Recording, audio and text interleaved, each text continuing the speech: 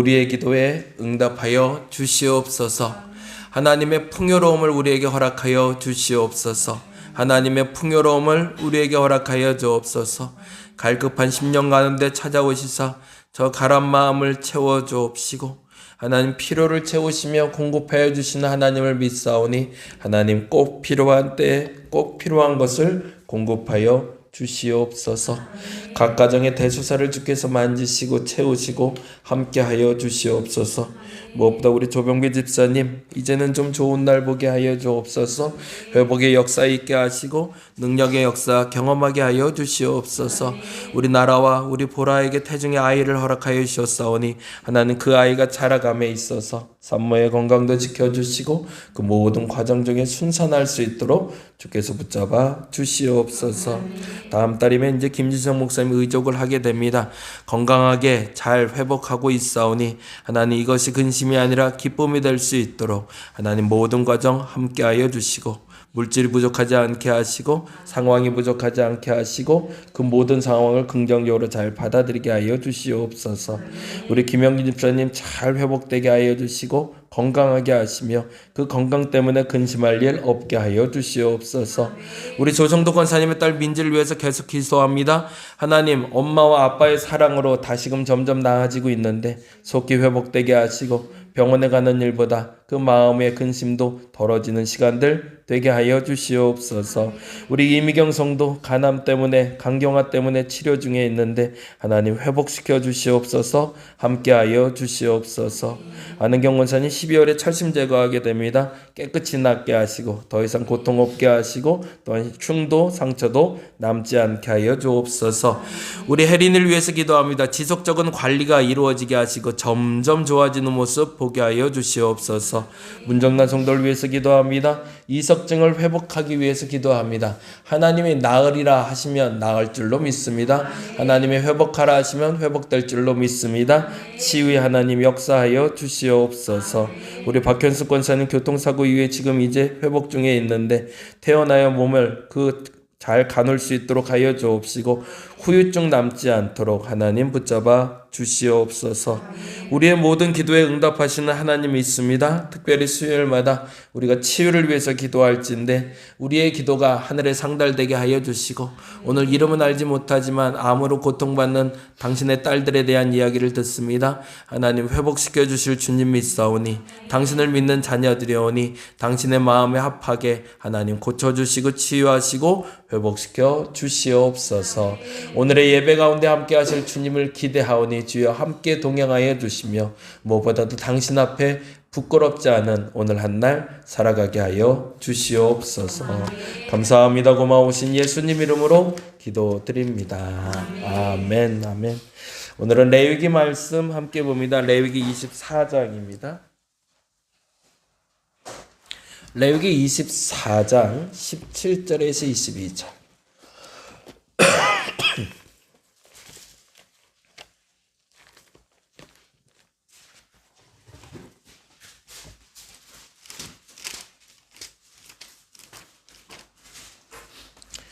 레위기 24장 17에서 22절까지만 같이 한 목소리로 읽겠습니다. 만일 만일 아닌가요? 24장 17절 만일 사람을 쳐 죽인 아니에요? 왜 내 성경만 이렇게 돼 있지? 봤는데 사람을 쳐 죽인으로 돼 있어요? 네, 읽죠. 사람을 쳐 죽인 자는 반드시 죽일 것이요 짐승을 쳐 죽인 자는 짐승으로 짐승을 갚을 것이며 사람이 만일 그의 이웃에게 상해를 입혔으면 그가 행한 대로 그에게 행할 것이니 상처에는 상처로 눈에는 눈으로 이에는 이로 갚을지라 남에게 상해를 입힌 그대로 그에게 그렇게 할 것이며 죽인 자는 그것을 물어줄 것이요 사람을 죽인 자는 죽일지니 본토에 내게든지 그 법을 동일하게 할 것은 나는 너희의 하나님 여호와임이니라. 아멘. 동태복수법이라는 단어가 오늘 본문에 나오는 용어가 되는데요. 20절에 있는 상처에는 상처로, 눈에는 눈으로, 이에는 이로 갚은다. 동태, 같은 상태로 만들어주는 복수법을 해서 동태복수법이라고 하고, 고대 근동지방뿐만 아니라 과거 그 고대 지역에서 가장 많이 활용됐던 법률입니다. 눈에는 눈, 이에는 이, 그렇게 갚으라라는 단어로. 그래서 오늘 이 본문을 통해서 정의에 대한 이야기 잠깐 좀 나눠보려고 합니다. 정의란 무엇인가라는 책 때문에 정의라는 단어를 우리가 많이 들으면 안다라고 생각하는 게 많아요. 알고 있다? 근데 정의가 뭘까? 사실은 물어보면 잘 대답을 못해요. 성경 안다 라고 얘기하지만 사실은 성경 알지 못하는 부분이 많죠. 오늘은 그래서 그 정의에 대한 성경의 용어가 어떻게 구분되고 있는지, 그리고 그것을 어떻게 우리는 적용해야 되는지 잠깐 한번 살펴보도록 하겠습니다. 프린트 보면서 쫓아갈게요. 성경에서는 정의, 곧 의라고 말하는 개념을 크게 세 가지로 구분하고 있습니다. 첫 번째는 의라고 그냥 그대로 쓰이는 단어고요. 의는 사적으로 그리고 개인적으로 사용되는 덕목을 얘기합니다. 이제 조금 이따 풀어볼게요. 그리고 두 번째 정의, 의라고 얘기할 때 두 번째는 정의라는 단어를 쓰는데요. 의와 정의의 조금 차이점은 의는 사적이고 개인적이라면 정의는 공적이고 사회적인 덕목이 됩니다. 그리고 세 번째 공의가 있는데, 공의는 사실은 좀 이따도 말씀드리겠지만 공의라는 단어는 하나님께만 사용이 되는 단어입니다. 이 단어는 어떤 법적인 규제 조건을 가지고 있는 단어긴 하지만 보편적으로 사회적인 법을 다룰 때는 정의라고 다루고요. 하나님의 법, 하나님의 의가 드러날 땐 공의라는 단어를 씁니다. 그래서 그걸 조금 더 설명을 해볼게요. 의라는 단어를 쓸 때 앞서 말씀드린 대로 개인적이고 사적인 덕목으로 사용될 때 의, 옳음으로 번역을 합니다. 사람의 두 손 중에서 일반적으로 더 능숙한 손을 오른손이라고 부르죠. 바른 손이라고 부르기도 합니다. 그래서 바른 손잡이, 오른손잡이라고 부르는데요. 그런 것처럼 누구에게나 적용 가능한 의가 아니라 내게 적용 가능한 의를 의라고 부릅니다. 그러니까 하나님이 아브라함을 의로 여겼다라고 얘기할 때 그 의로 여겼다는 매우 주관적인 의가 됩니다. 예를 들면 정리를 잘하는 것 의로운 겁니다. 그렇죠? 옳은 거예요. 근데 누구나 정리를 잘한다라고 말할 때 그 기준은 모호하죠.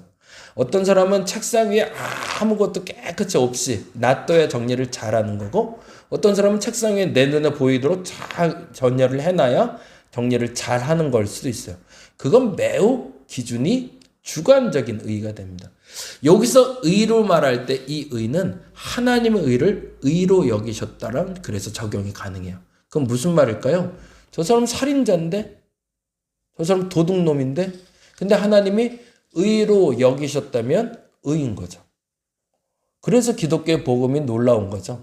사실은 그 기준점이 매우 주관적이기 때문에 그렇습니다. 그래서 내가 의롭다라는 말을 함부로 할 수는 없지만, 그것이 교만이 될 수 있지만, 하나님이 나로 의로 여기셨다면 그것을 아멘하는 건 당연한 거죠. 왜요? 내가 겸손하게 난 의로운 존재가 아니에라고 말할 필요가 없다는 얘기입니다. 왜? 하나님이 의로운 거면 의로운 거니까요. 그래서 그 기준이 저와 여러분에겐 좀 분명해지시길 바랍니다. 그래서 자존감이 있고 자신감을 얘기하죠. 자신감하고 자존감은 좀 차이가 있어요. 자신감이 있는 거는 누군가에게 내가 해코지를 당하거나 조금 이렇게 안 좋은 소리를 들어도 나 스스로가 주눅들지 않는 것을 말하는 게 아니에요. 그건 자존감이에요. 이게 가난해도 행복하고 밝게 사는 사람들이 있어요. 그런 사람들은 자존감이 높은 사람들이에요. 아무리 부하고 아무리 가진 게 많아도 자존감이 적은 사람들은 주눅들어 살아요. 왠지 불안하고 걱정되고 못난 것 같고. 그래서 자존감이 없는 사람들은 끊임없이 자기가 못하는 걸 찾죠. 그래서 자기가 못하는 걸 찾다 보니까 항상 나는 못난 존재, 이렇게 가는 거지만, 자존감이 높은 사람들은 자기가 못하는 것이 아니라 자기가 잘하는 것 중심으로 보고 살아갑니다. 그래서 그런 사람들은 오히려 어떤 상황에도 행복하게 살아갈 수 있죠. 근데 이 자신감이란 단어는 조금 좀 차이가 있게 사용이 돼요.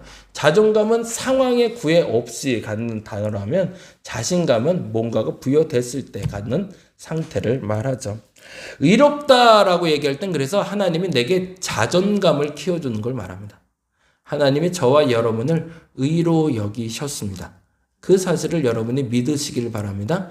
다른 말로 하면 자존감을 좀 갖고 살라는 얘기예요.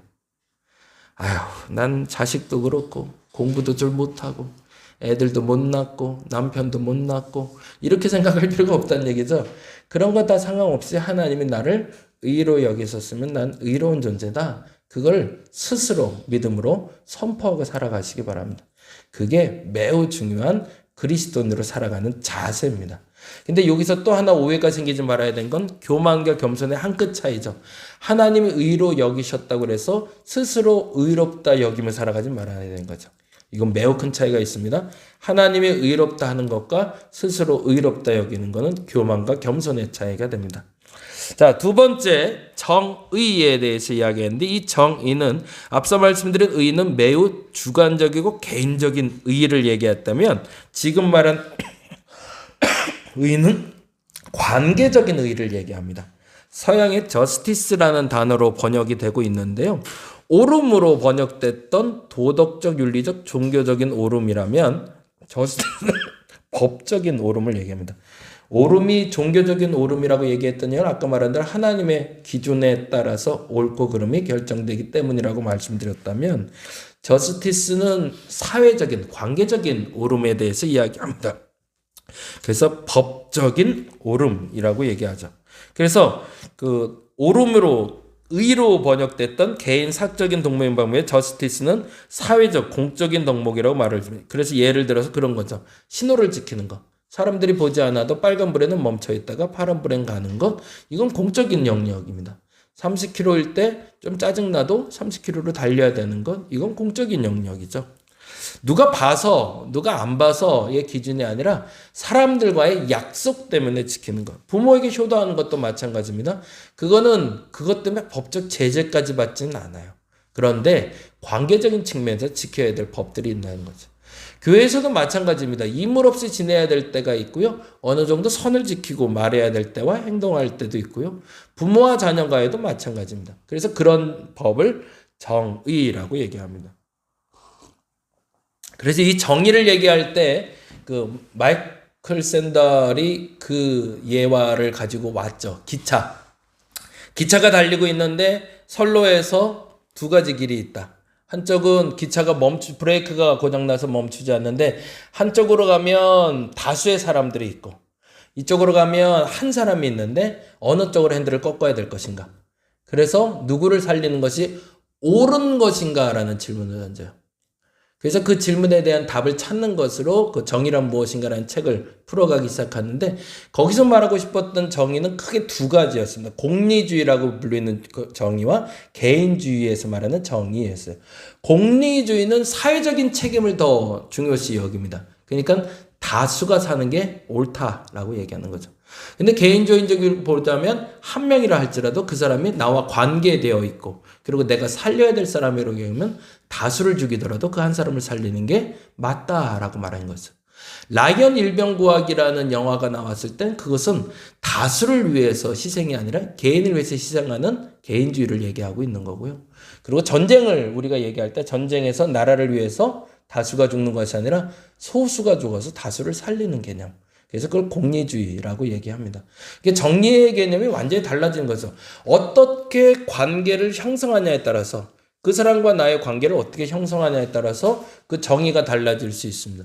그래서 교회는 다수결의 원칙에 따라서 정의될 수도 있고요.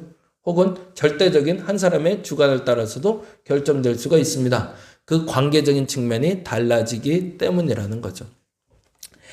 세 번째, 공의가 있습니다. 공의는 앞서 말씀드린 대로 그 법적이고 공적인 덕목을 가리키는 말인데 이게 기독교 내에서는 하나님의 공의로만 사용됩니다. 그래서 이 단어는 조금 구별할 필요가 있죠. 하나님의 공의로우심이 나타나는 것이 두 가지 현상인 거죠. 첫째는 나를 의로 여겨주시는 게 하나님의 공의입니다. 그거는 하나님의 주권 안에서 옳다 여긴 건 옳다라고 말할 수 있어야 된다는 거고요. 관계적인 측면에서도 하나님이 맞다라고 하면 그렇게 행하는 게 맞는 거죠. 이렇게 얘기하면 성경 읽기가 사실은 쉬워집니다. 이게 인정이 안 되면 성경이 어그러져요. 왜냐하면 신명기, 민수기, 출애굽기 전쟁하는 하나님 맞나요? 사람을 죽이는 하나님이 맞나? 기준이 어디에 있을까요? 우리의 기준이에요. 사회적인 기준으로 봤을 때 사람을 죽이면 안 되죠.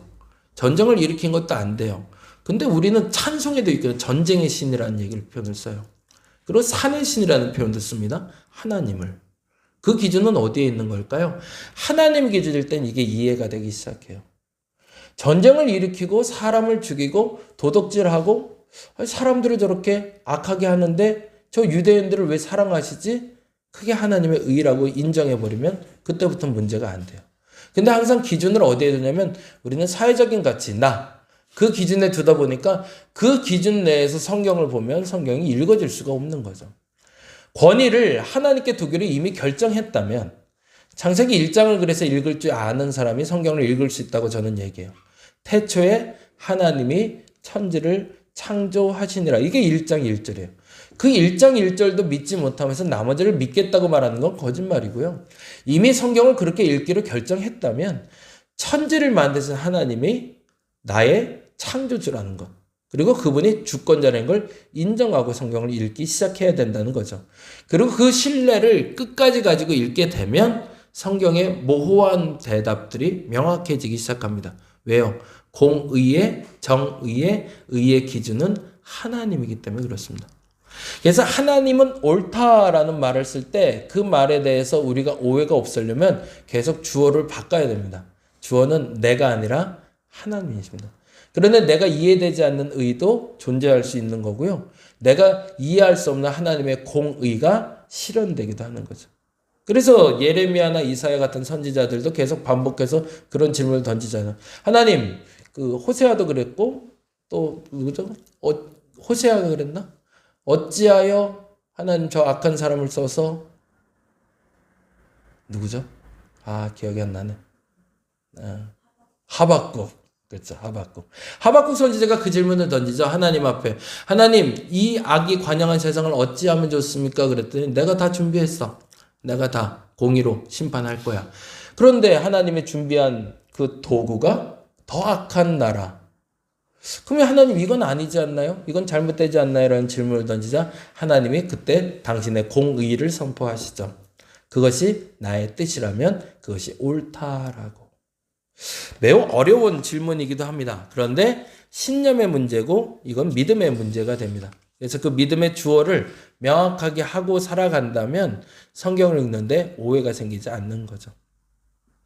요즘 말하는 동성애 문제도 마찬가지고요. 이런 모든 문제에 대해서 기준을 우리는 내 기준으로 자꾸 판단하지 않았으면 좋겠습니다. 이왕 하나님 믿기로 했다면 그 기준을 하나님께 놓고 기준을 정해서 나가는 여러분 됐으면 좋겠습니다. 그렇다면 성경에는 어떻게 그 적용을 하고 있는지 먼저 요거부터 보죠. 그래서 공의를 얘기할 때 히브리어는 미스파트라는 단어를 쓰는데 이 공의는 재판하다, 다스리다, 벌주다라는 말과 연결됩니다. 무슨 말이에요? 좌우로 나누시는 거예요.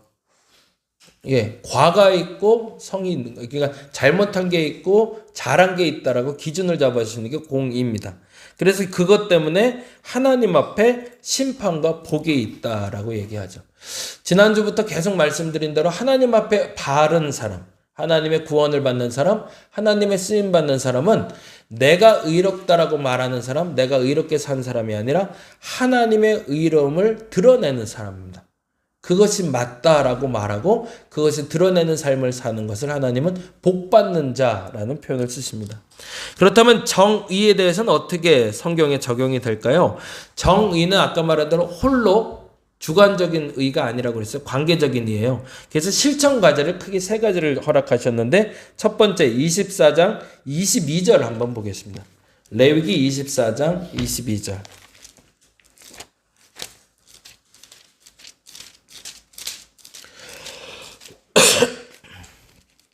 레위기 24장 22절 같이 한번 읽어보겠습니다.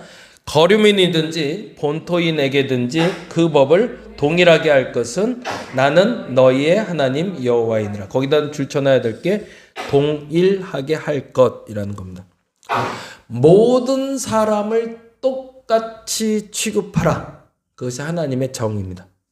거류민이든 본토인이든 노예든 종이든 내 기준 안에서 모두가 공평하다라고 말씀하시는 게 하나님의 정의입니다. 저와 여러분의 그 편견이 사라지시기를 간절히 바랍니다. 신명기 말씀 볼까요? 신명기 16장.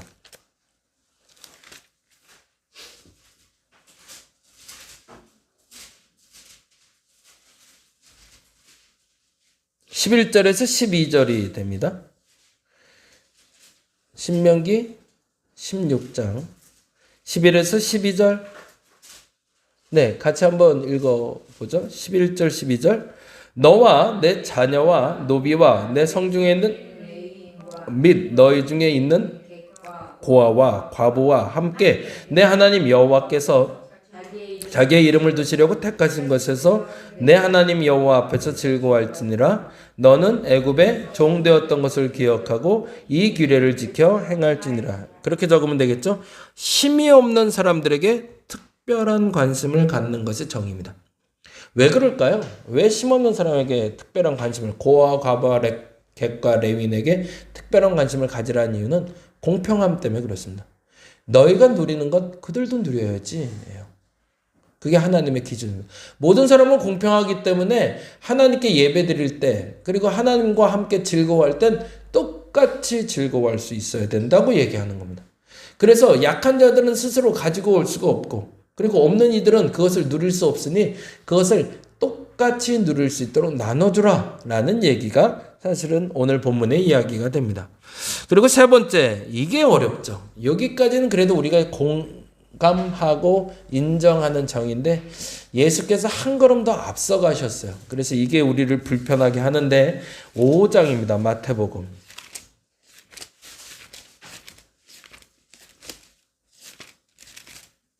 5장 43절 44절. 되게 불편한 단어가 나오는데요. 같이 한번 읽어봅니다. 43, 44. 또 내 이웃을 사랑하고 내 원수를 미워하라 하였다는 것을 너희가 들었으나 나는 너희에게 이르노니 너희 원수를 사랑하며 너희를 박해하는 자를 위하여 기도하라 라고. 이게 어려워지는 거죠. 사실은 이거는 원수하면 사실은 대부분 원수를 갖고 사는 사람 별로 없어요.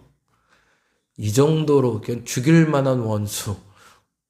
원수 있으세요, 여러분은? 원수? 진짜 보면 치가 떨리는 그런 사람들이 있으세요? 많지 않아요. 근데 여기서 말하는 원수는 가해자를 얘기해요. 나에게 해를 입힌 사람들. 그러면 문제가 돼요. 희생자뿐만 아니라 가해자도 사랑하는 게 정의라고 얘기하십니다. 그게 예수의 가르침이에요. 나에게 해코지하는 사람, 그 사람을 사랑하는 것. 근데 이제 사랑의 기준은 다르겠죠. 무조건적인 사랑은 아니에요. 여기서도 전제가 되는 건 용서받기 원해서 찾아온 가해자입니다. 스스로 내게 와서 잘못을 인정하고 내게 용서를 구하는 가해자는 우리는 용서해주고 심지어 사랑해 주어야 된다라고 얘기합니다. 저와 여러분의 정의가 그렇게 바로 설 수 있기를 간절히 바랍니다. 모든 사람을 평등하게 여길 수 있는 저와 여러분 되시기 바랍니다. 그래서 내 주변에 가난한 자들, 어려운 자들, 힘든 자들 뿐만 아니라 나와 동일하게 누릴 수 있음에도 불구하고 그 상황 때문에 누리지 못하는 이들에게 똑같이 누리게 하는 그 역사가 있었으면 좋겠습니다. 안타깝지만 가해자라 할지라도 그 가해자도 사랑할 수 있는 저와 여러분 되시길 바랍니다. 우리 찬송 하나 하고 그리고 기도하고 마칠까요?